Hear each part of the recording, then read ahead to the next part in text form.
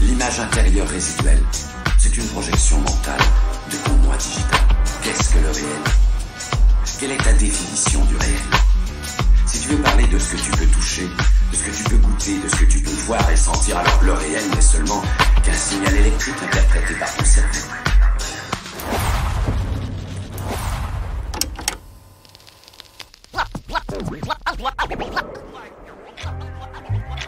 Comme je te le disais dans la première partie, tout le monde a le feu au fion. Et mon équipe vivait par procuration le buzz du groupe de rap Modèle, avec le gars César et mon pote Moss. Tout ça au début des années 90 à Sarcelles. Des biches plus tard, je comprends un peu mieux ce qu'ils ont vécu. L'adrénaline, les putains de déceptions, les nouvelles qui arrivent et qu'ils n'y réalisent pas sur le moment. En plus maintenant, il y a les portables, les ordinateurs, Internet, avec entre autres MySpace. Et tout cela se répand comme une traînée de poudre en France, et partout dans le monde. C'est carrément dingue. 2002, année charnière.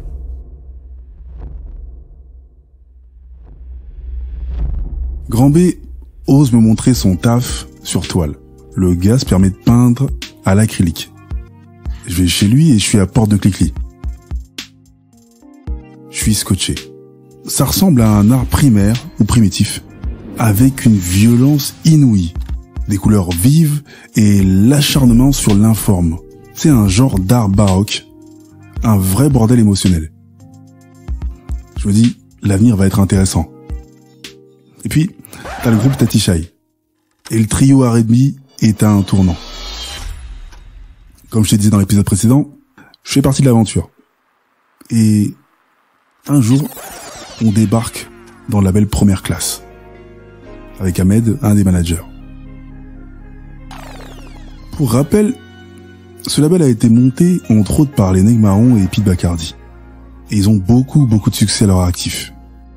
Et là, ils sortent d'ici peu une compile qui s'appelle Première Classe R&B. Tatishaï a la chance d'y participer avec un morceau qui s'appelle Maintenant ou jamais. Suis-moi, j'ai ce que tu veux, je sais où aller. Lâche-toi, fais un peu, on va tout oublier. Juste toi et moi, on pourrait s'envoler. C'est maintenant ou jamais. Sauf que le label veut vraiment les signer en prod. Moi, je suis carrément surpris. Je pense que ça va être lié à l'expérience Jalan qui marque les esprits et l'album a marché, donc là, c'est un autre registre, c'est un autre style. Je me tiens prêt et je me dis, ça va vraiment aller loin avec ce groupe. Et donc, encore un deal à portée de main. Moi, ça fait 1 an que je mets les panards dans les maisons de disques, les boîtes de prod et les labels indés. Mon cerveau, c'est un sprint sans fin. En tout cas, c'est ce que je crois. Mais en fait, c'est un vrai marathon. Et j'enchaîne de 2001 à 2005 un échantillon de personnalités très diversifiées.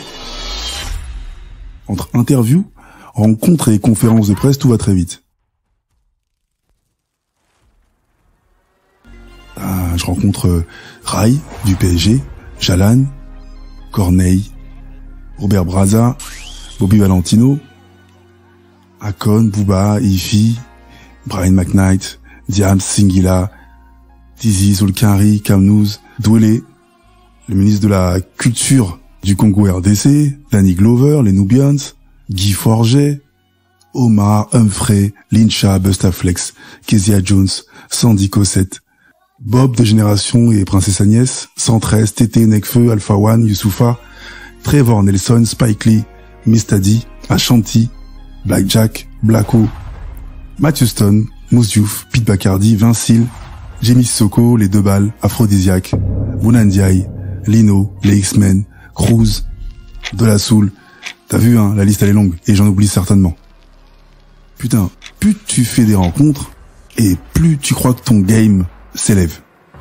Mon entourage le croit certainement.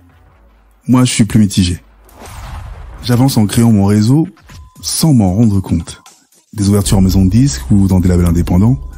Et tout ça, c'est du flambise, en fait.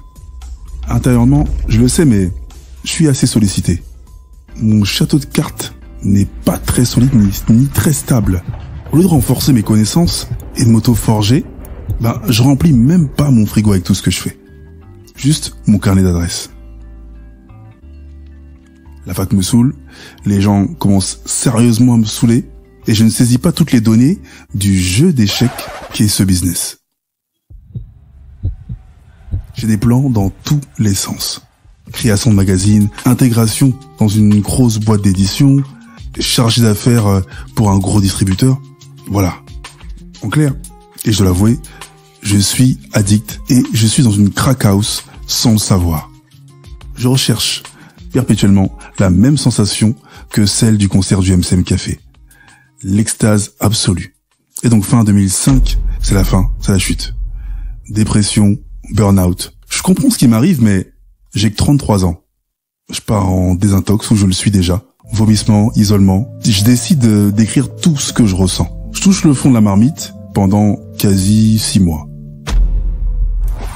Et là, j'arrête toute activité liée au business de la musique et de la presse. Je fais un bilan complètement fou.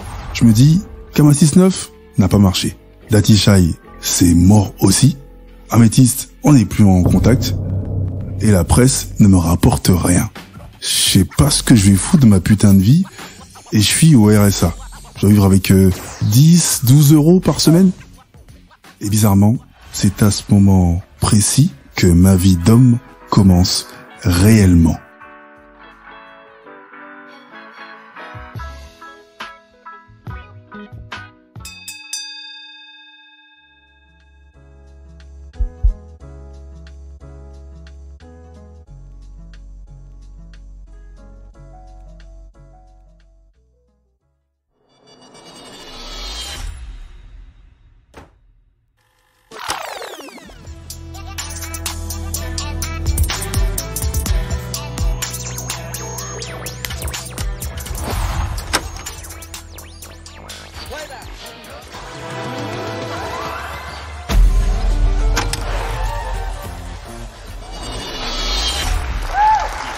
Exclusive hot new mix.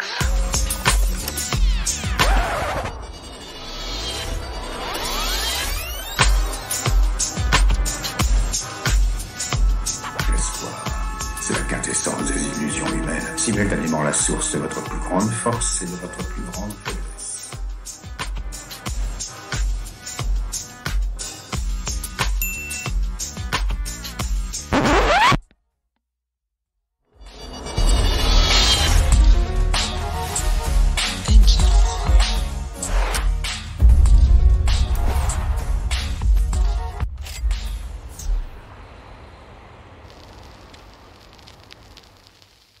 LCDG Prod. Le podcast urbain, les chroniques du gouffre, une production LCDG Prod. À la réalisation et au mix, Njolo Chaco pour Angel Prod. Un concept visuel, Valik Chaco. Écriture et narration, Kevin Chaco. Enregistré au LCDG Studio. Les chroniques du gouffre, c'est également une chaîne de podcast comprenant 3 autres programmes. Spin-off, un podcast d'autofiction de 12 épisodes, tiré des chroniques du gouffre. Qu'est-ce que tu fais si pose la question du choix? Un podcast interactif court de 60 épisodes. Et Proxémie, un podcast de fiction originale qui parle des relations humaines post-Covid-19. Tu peux retrouver tous nos programmes sur Acast, Apple Podcast, Spotify, Amazon Music Podcast, Deezer et toutes les autres plateformes de podcast. N'oublie pas, mets des étoiles, abonne-toi, partage et parle-en autour de toi. Il y a aussi la chaîne YouTube.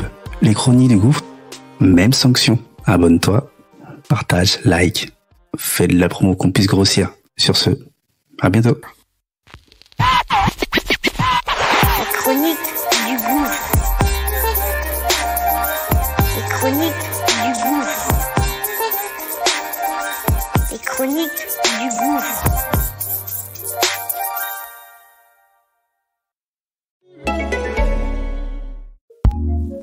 What's new in podcasting? Here's what we love, courtesy of Acast recommends.